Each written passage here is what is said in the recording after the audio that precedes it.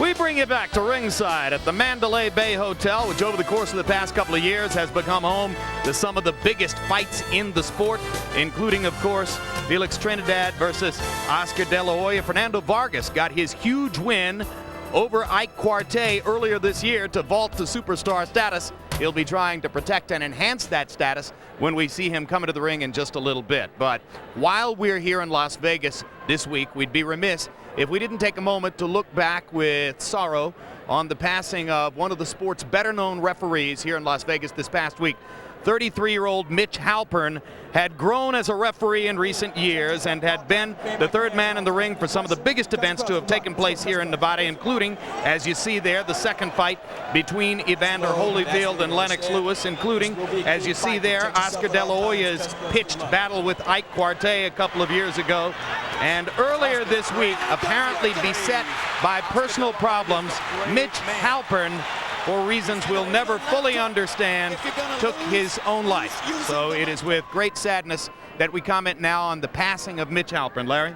Well, he was a dedicated, very, very intense young man, almost joyless it sometimes seemed to me. One of the things we learned this week about him, something I never knew, he had had well over 70 world title fights, and yet he continued to go to the gym to practice as a referee in sparring sessions, which shows just how serious he was about his craft. And there's a great deal of mourning in the boxing community, especially out here in Las Vegas. And now for the Nevada State Athletic Commission's response to the death of Halpern and other sorrows. Let's go into the ring for Michael Buffer. Ladies and gentlemen, your attention, please. In this past week, the boxing world lost two of its best. On behalf of HBO Sports, the Nevada Commission, and Main Events, our heartfelt condolences to their families. At this time, we would like everyone to please remain silent as we toll a memorial 10 bells for world-class referee Mitch Halpern and legendary former Nevada Commissioner and Chairman Duke Dearden.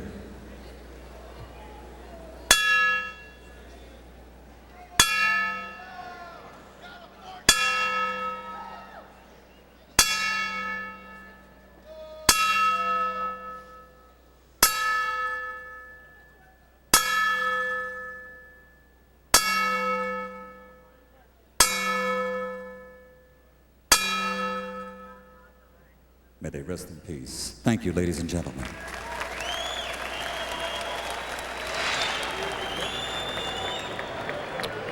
And so now, in the wake of that, we get ready to turn our attention back to the second fight of the evening, which will match Fernando Vargas against #1 contender Ross Thompson. Now, if you were not with us at the beginning of the evening, you may not have seen our video of the dust-up that took place at the news conference a couple days ago. Let's quickly look back at what happened when Ross Thompson stormed onto the dais and tried to get a piece of Fernando Vargas before they could even get into the ring with each other. Conflicting reports as to exactly who hit whom, how many times, but there was blood in Vargas's mouth. There was blood in the mouth of Vargas's promoter, Gary Shaw, and Ross Thompson was the one who created all that. There are some who say, Emmanuel Stewart, that Ross Thompson came here with the specific purpose of creating that ruckus because perhaps he wanted to throw Vargas off stride. Vargas is a young man who presents wildly mixed signals.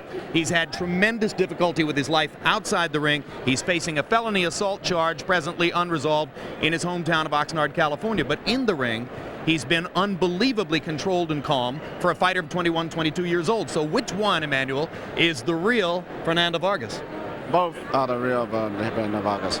First of all, Fernando Vargas got into boxing when he was 10 years old while he was kicked out of school for fighting. And his parents got him to a boxing gym. He loves to fight.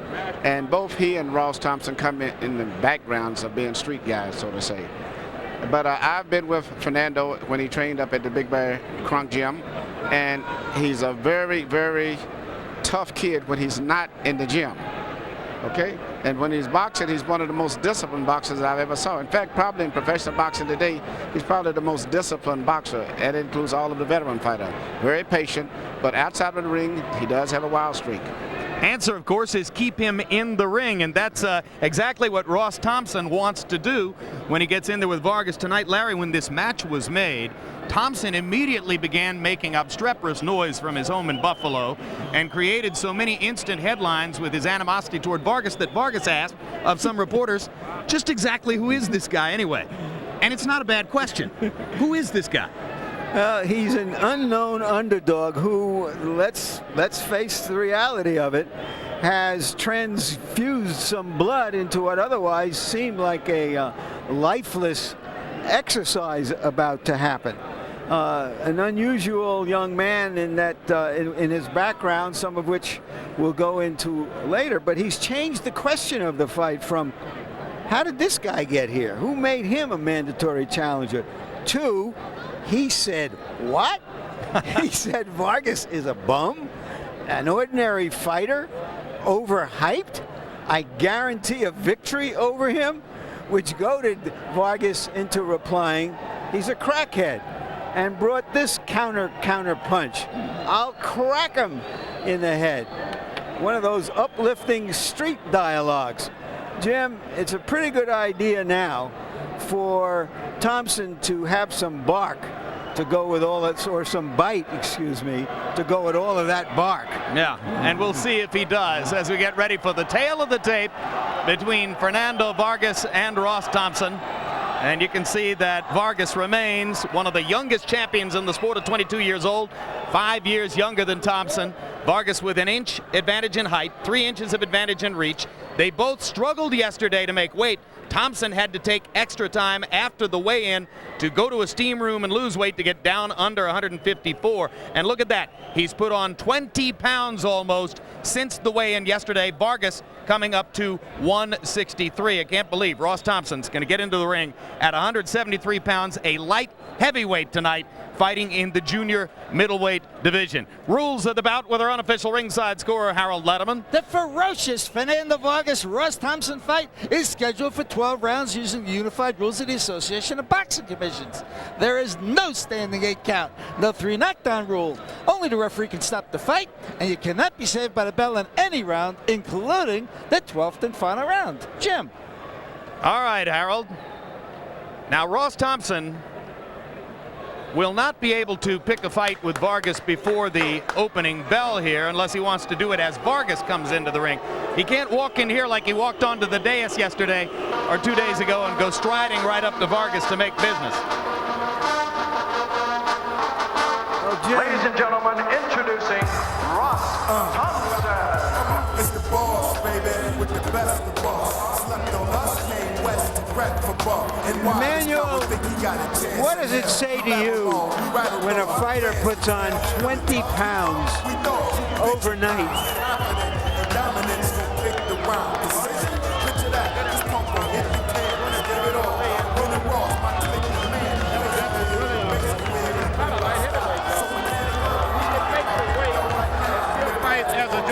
As long as they have this 30-hour advance or whatever you call it, put on weight, so it's a big advantage for him coming into this fight.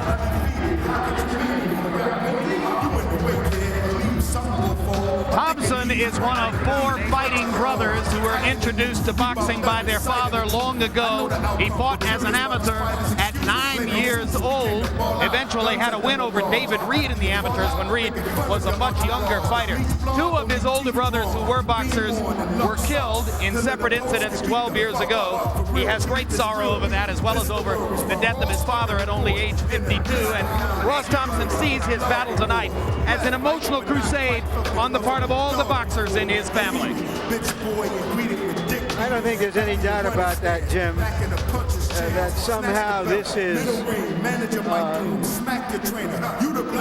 the climax of his family's sad history. So let's take a closer look, Larry.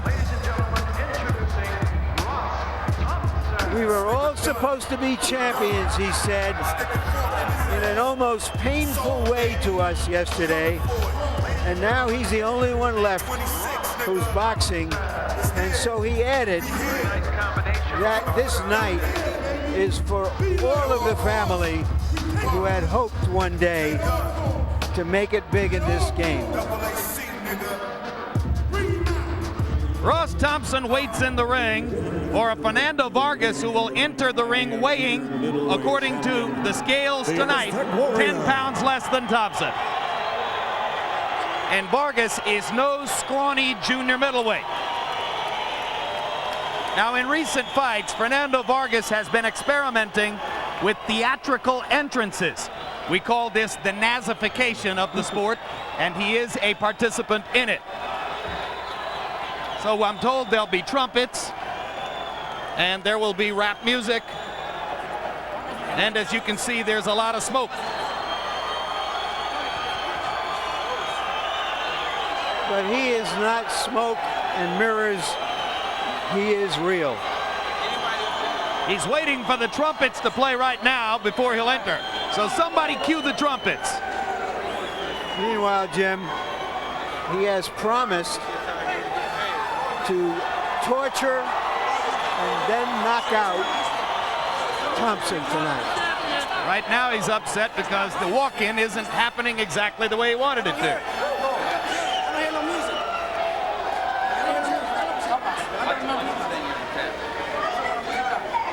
Something else to get him upset. Sounds, man. Sounds. Let's go cut the music up, baby. Cut it up, cut it up. Let's go. Ay, ay, ay. Y arriba Fernando Vargas, sí, señor. Yo quiero aventar el tiro con el blanco, con el giro y con el negro.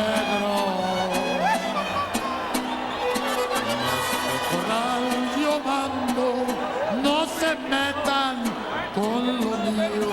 This is a game when someone insults you, you can legally beat him up for it, which is plainly what Vargas has on his mind. Notice over there, but take Thompson back to his corner.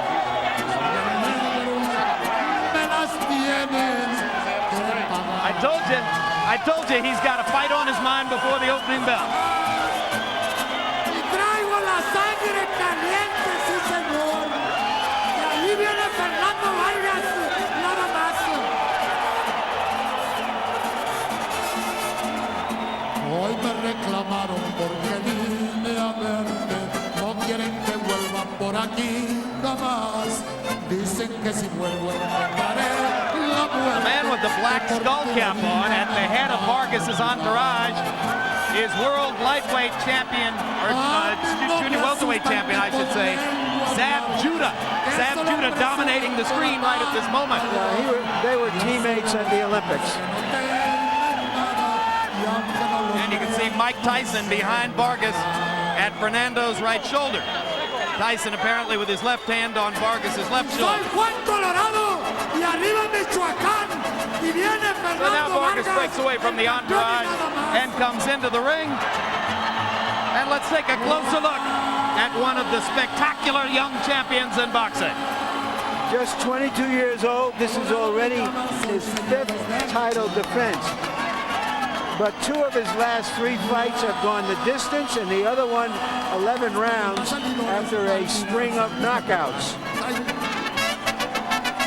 So he has 2 hits left to Trinidad. He has to beat Thompson tonight, and then he has to resolve that felony dispute in his hometown in the next couple of weeks. And as you watch this telecast, you can log on to www.hbo.com/boxing, where you can score every round of tonight's fight and join a live chat.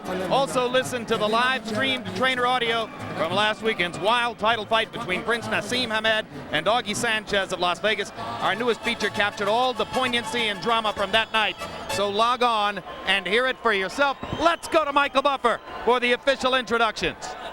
Ladies and gentlemen, from Mandalay Bay Resort and Casino of Las Vegas, 12 rounds of boxing for the IBF Junior Middleweight Championship of the World.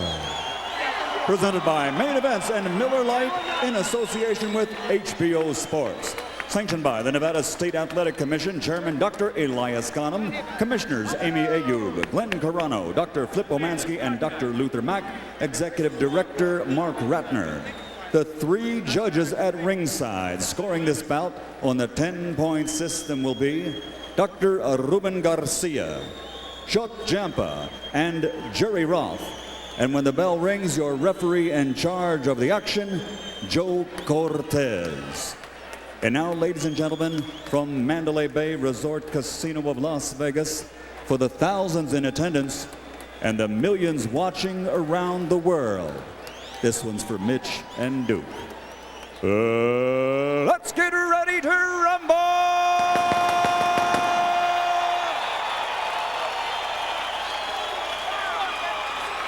Introducing first, fighting out of the blue corner, wearing black trimmed with silver. He weighs 153.5 pounds. His professional record stands at 24 victories, including 16 knockouts with 3 losses and a draw. From Buffalo, New York, ladies and gentlemen, here is the challenger, the IBF #1 ranked welterweight in the world, Ross the Boss Thompson.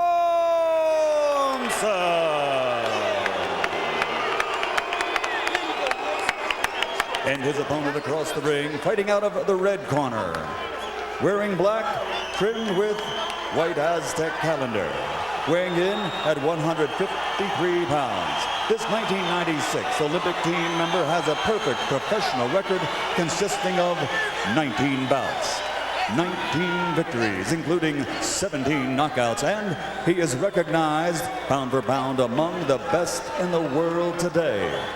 Plus, he's the youngest to ever hold this title.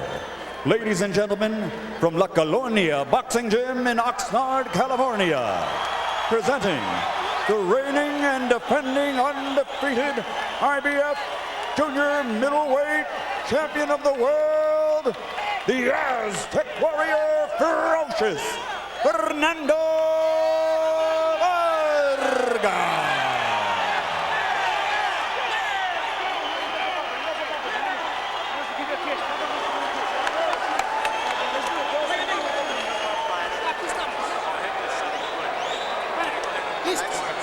All right, this one is for Mitch. Mitch, we love you, we miss you. Gentlemen, we went over the rules in that dressing room. I expect a good, clean fight. Obey my commands at all time. Any rough tactics, any unsportsmanlike conduct will cost you points. Touch him up. God bless. Touch. Come here. Come here. Hold. Fernando. He's refusing to touch gloves with Thompson. Fernando. Come here. Commissioners are requiring him to do so. All has been said. This is turning out to be a very interesting fight. Now let's see what gets done. Yes. As they would say, let the beatings begin. How much more difficult did this assignment become for Vargas when Ross Thompson rose to 173.5 pounds, Manny? Middleweight on a light heavyweight. Isn't that something? Fighting for the junior middleweight championship. In fact, a big middleweight even. A big middleweight and a light heavyweight fighting for the junior middleweight championship. Yes. This is the world of weigh-ins 30 hours before the fight. So Vargas rocks Thompson with a left hook. But you know, I don't think that Thompson has ever been knocked out, so it's going to be very interesting to see what happens in this fight. Even after fighting fighters such as James Page, which is a physically big welterweight and a big puncher, he's still never been knocked out, and I don't think ever seriously hurt. And the left hook lands from Thompson to Vargas, and Vargas smiles as if to say, it's on, brother. Well, in fighting Vargas, he's fighting what I think is one of the best pound-for-pound fighters in the world today. A very good, solid, basic fighter. And the speed and balance, I think, is going to be a big factor for Vargas as the fight goes on. In his 2 big wins over Yuri Boy Campos and Ike Quartey, Vargas was able to reap the dividends of a style that allowed him to stand back and wait as a stand-your-ground counterpuncher for guys who came at him and committed and gave him opportunities. It won't be the same tonight, according to Thompson. No, well, Thompson is an aggressive fighter. The only thing that I've noticed in studying films of Ross, after he finishes up punches, he's off balance a lot. Very much on his heels when he finishes up punches. Vargas stepping inside with a left hook, rocks Thompson back into the ropes and goes to attacking. Fernando Vargas loves to get his opponent against the ropes and muscle him with left hook to the body. See, after every time that Ross throws a punch, he actually jumps and he fumbles in and loses his balance. And that's going to be a big disadvantage to him as this fight goes on. Because Fernando has very good balance. I think one of the best balanced out fighters in boxing today. Vargas has landed his left hook twice in the first round. Watch your heads inside. That's his biggest weapon. Digging it to the rib cage there. Joe Cortez says keep it up. Vargas short with the right hand. Thompson ties him up.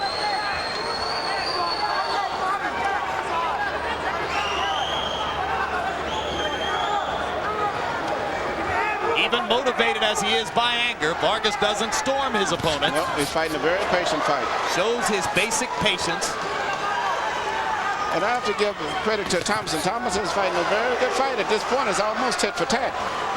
Even though Vargas is a little bit faster, a little bit better balance, but Thompson is landing his own share.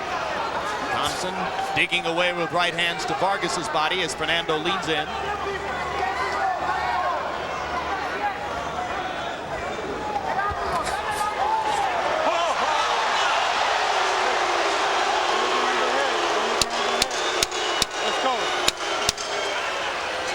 Vargas's anger simmers to the surface again.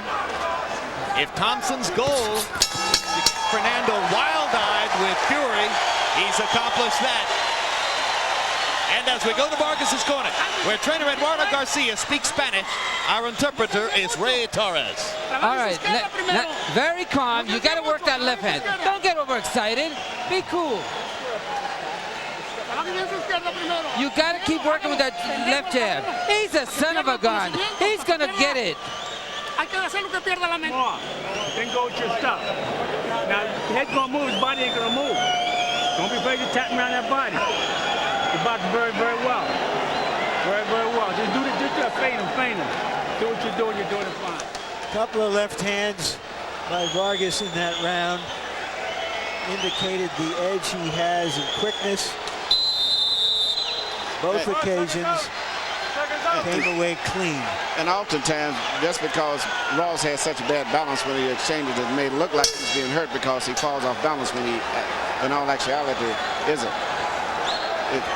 It's interesting. Something you learn all about when you're training Prince Nassim, huh? Balance,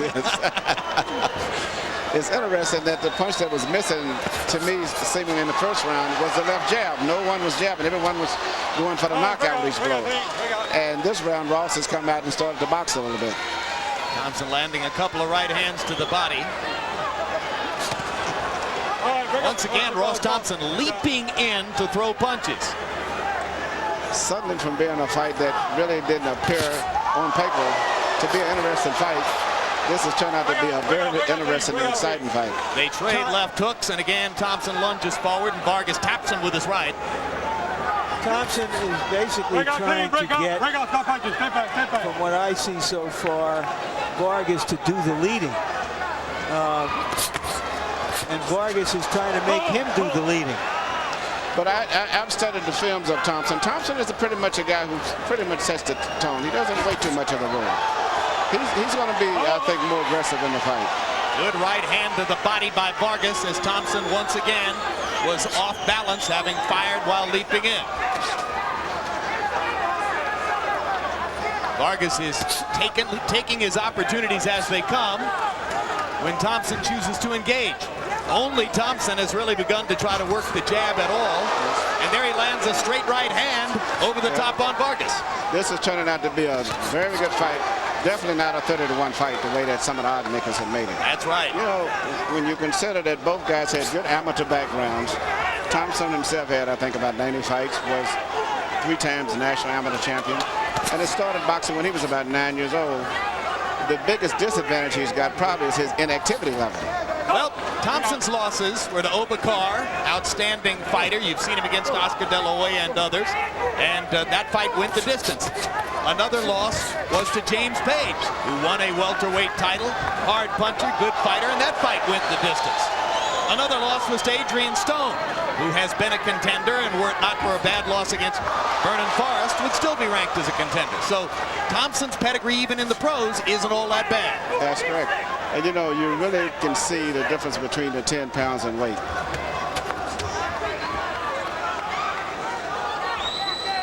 So far, this fight resembles the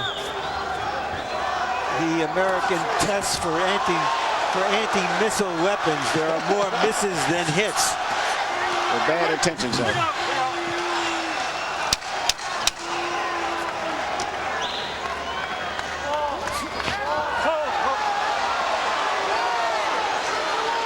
Vargas has already won once for hitting Thompson on the back of the head.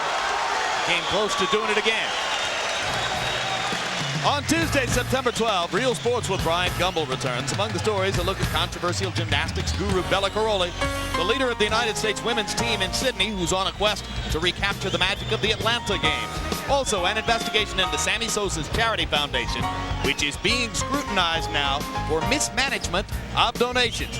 Real Sports, where nothing is out of bounds. Go right around fast again. A little bit more with step with the jab, fake him the right hand. Go to the body after that. You got him. You're going to get him. More than the time. You don't want him there? Okay.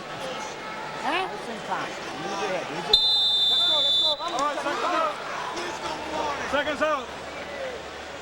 There you see them flailing away with left hand. So far, this fight has been the calm after the storm.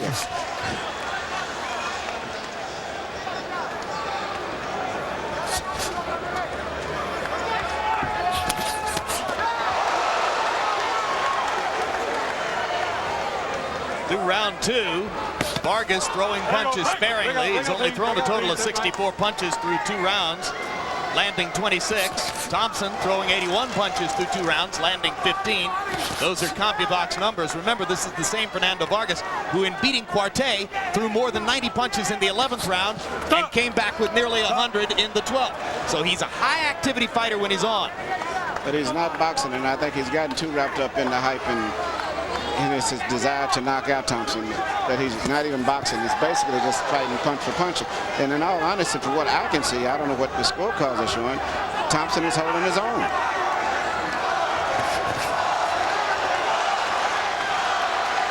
They flurry, they move apart. They flurry, they move apart. Neither man has been definitive in the exchanges so far. Vargas is not using his jab to set up his other artillery. He's trying to just land big left hooks and counter right hands and straight right hand leads. And you could easily end up in another situation very similar to the last fight where both guys end up colliding heads the way that they're fighting. Oh no, what a great night that would make it. Well, that's just the possibility of that. No.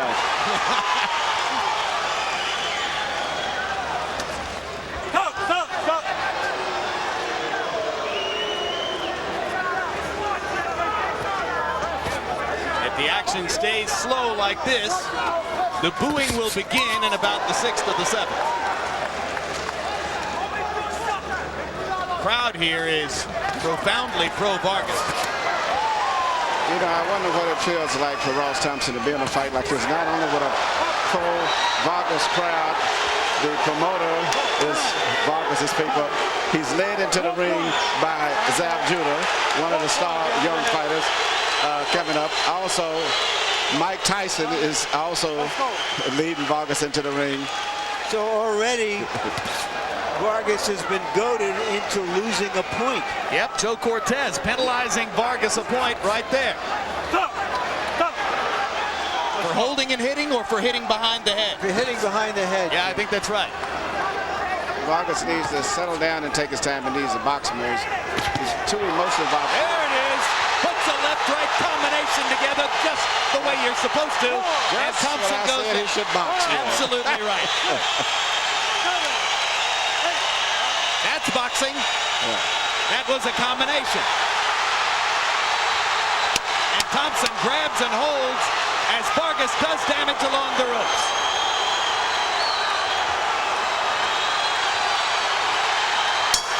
Second knockdown comes just as the round comes to a close. 5, 6, 7, 8. And Ross Thompson almost sat down when there was no chair underneath him. Vargas waiting in the neutral corner until he finally goes to his corner. Crowd comes to life. Fernando knocks down Ross Thompson twice in that round. Vargas is yet to go back to his corner, even though the bell rang. I think Vargas is unaware that the round was over and was ready to go back and hit some more. Yeah, very, very emotional. That would have been a 10-7 round, except that a point was taken away from Vargas, so it becomes a 9-7 round for Vargas. And it makes that second knockdown at the end of the round potentially critical on the scorecards. Here's another look, Larry. Very suddenly, a high right hand. And now Vargas comes out to see just how stable Thompson is early in the 4th round. Better, but not totally there. If Vargas can land another 1-2, he might have something going here. Thompson beginning to get his legs back, and now throwing punches again. But it's just going to be a matter of time. He's still a little too slow and very vulnerable to Vargas's short punches. I just hope that Vargas doesn't get too excited and do anything that can possibly get him disqualified. Well, he needs to set up with the left and throw the right, and he does it again. And there's the 3rd knockdown of the fight. And Fernando Vargas is buzzing with energy. And Thompson starts yelling at Vargas again as he gets up. 7, 8. I guess Vargas isn't mad enough to suit Thompson. He wants him more so. Fernando wants to finish right now. Thompson wants to hold on. Joe Cortez watching closely, and this is going to be it. Fernando Vargas with another fiery ring statement.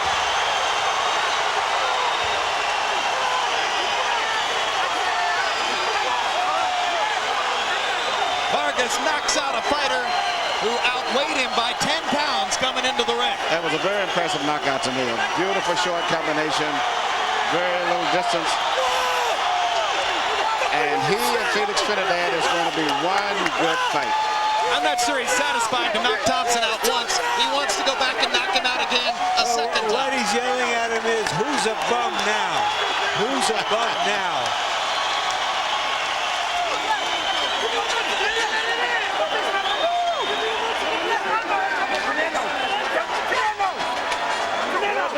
All that emotion, all that fire. If you can harness it the right way, Emmanuel. He's a fantastic fighter. You know, in fact, he's maybe my favorite fighter next to probably Lennox and Nassim Ahmed and Felix Trinidad. Well, and, you know, and the thing that's so beautiful about Fernando, he loves to fight. The same as you get to Felix Trinidad. Felix Trinidad loves to fight. And that's what's going to make this a great fight from those two fights. It might be December 2. It might be December 9. It'll certainly be the attraction of the year, Larry. It's a big one. It'll be a great one to end the year on.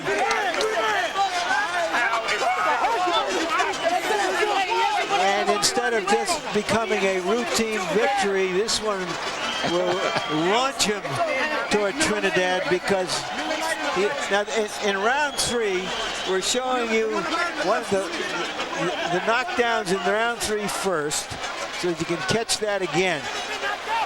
That was the second knockdown in round 3. Nope, that was round 4, Larry. That's right. We're in round 4, Larry. All right, well, we're getting different advice from the truck. That was round 4. Finally, you can see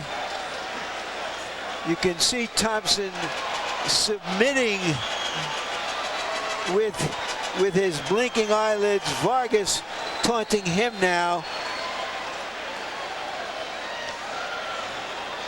And then this is the flurry that ended the fight and prompted Joe Cortez to stop it, as Thompson couldn't hold on and Vargas started going to work left and right.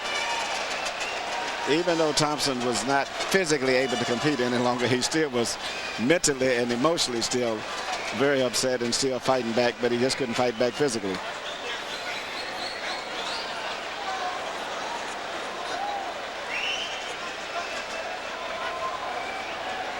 The flurry of punches once again unanswered by Thompson. Cortez stepping in to call a halt after Vargas had knocked Thompson down 3 times. And now let's go to ring announcer Michael Buffer for the official particulars on the TKO. Ladies and gentlemen, referee Joe Cortez has to step in and call a halt to the bout. The official time, 1 minute, 7 seconds of round number 4. The winner with victory number 20 in 20 bouts. He is still the reigning and defending undefeated IBF Junior Middleweight Champion of the World from La Colonia Boxing Gym, Oxnard, California, ferocious Fernando Vargas.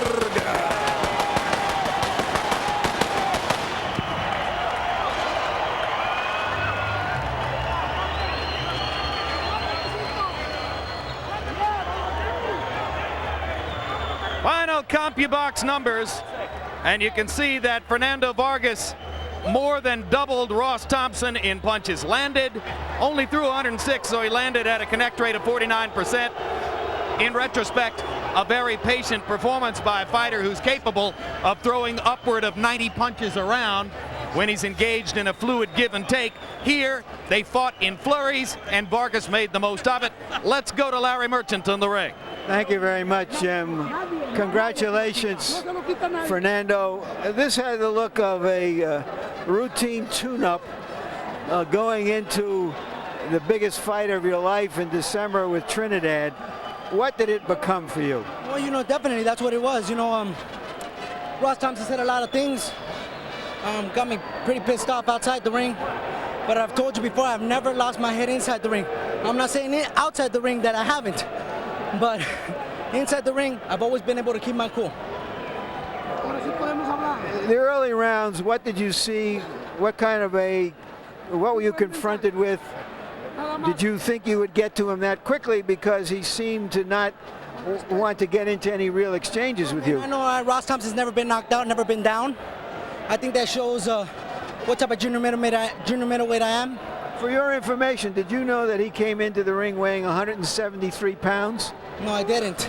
Well, doesn't matter. It doesn't really matter. I feel that I could take a good shot. I've never been down in my life. I've never been hurt. So, you know, I definitely am happy with my performance, but it's bound to bigger and better things, Larry. All right. We have this on our monitor. Would you explain to us what happened here at the end of the fight? Well, you know, I had him hurt, so I was just trying to wait on a good shot, and you know, I was trying to set him up with some shots. I took that right hand down, and that's a shot that my trainer Eduardo Garcia taught me and said that people are gonna mimic your shots when you pull down the guard on somebody, like I did, and you know how to show what type of fighter I was. You know, he said I was nothing. He said that I was no type of fighter, that I was a chump. I guess this chump can fight a little bit. Were you ever as angry going into a fight before? I was angry, I think, with the fight with Omar Marquez, but angrier for this one. He just disrespected me left and right, and I think I just showed what type of fighter I was. I had to show him that an Aztec warrior, you know, doesn't go down for anything. Did you think that, well, what he's really trying to do is not psych you out, but psych himself up?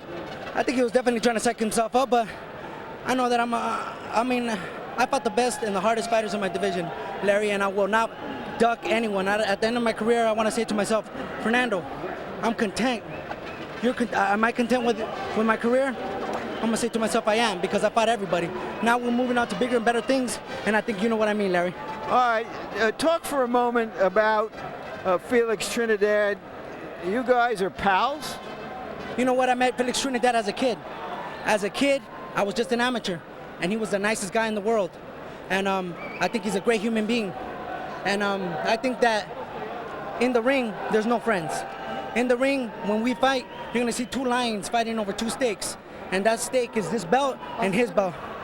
And when I step into the ring, I'm gonna be his worst enemy he's ever had, worst nightmare, and I know that he's gonna be mine. So I just wanna be in there and show what type of fighter I am. I want to beat these guys. I'm not afraid of any fighter, and that's why I step up to the plate, Larry. Thank you very much. Congratulations again. Top of the food chain. We did it one more time. All right, just this final comment. It occurred to me that Mr. Shakespeare had this right 400 years ago when he said about a mouthy warrior, "Thy thundereth with thy tongue, but thy sword withdraw it all." Another way of saying, when you talk the talk, you better be able to walk the walk and fight the fight. We saw tonight that only one of these fighters could fight the real fight. Jim?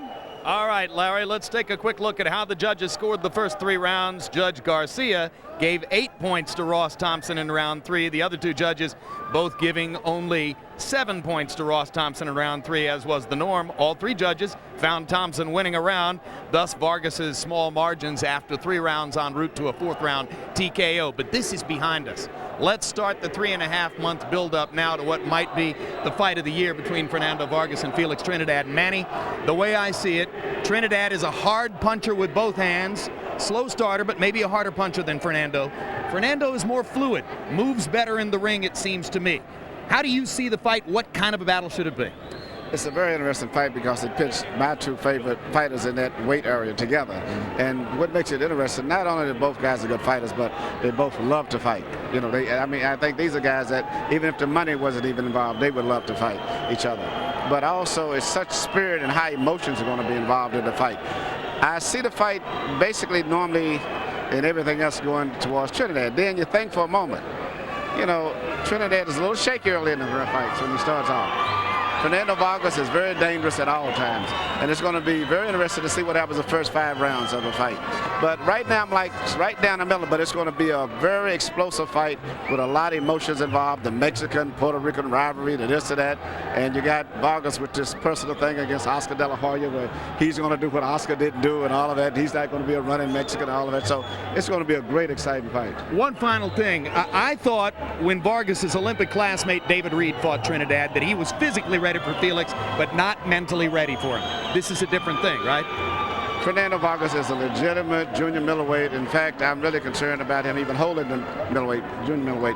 He's a very strong kid, grown a lot, very thick, and I believe that Trinidad is going to be in a very dangerous situation in the first part of the fight because Fernando not only punches good, but he has good balance, good instincts, and if he can get Felix when Felix is very vulnerable in the first part, unlike when David Reed had him hurt and David backed off and waited, Felix is going to be in big trouble because Fernando's going to go all out. Stay tuned. It's likely to happen December 2 or December 9 of this year. We'll have a final word on what took place in boxing here in Las Vegas tonight in a moment. Let's look ahead to some upcoming programs. 2 heated matchups on one explosive night. That's the heart and soul of Boxing After Dark.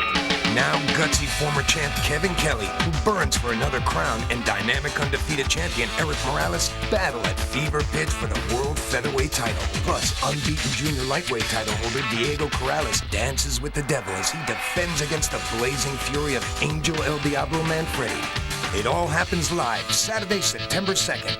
HBO Boxing After Dark.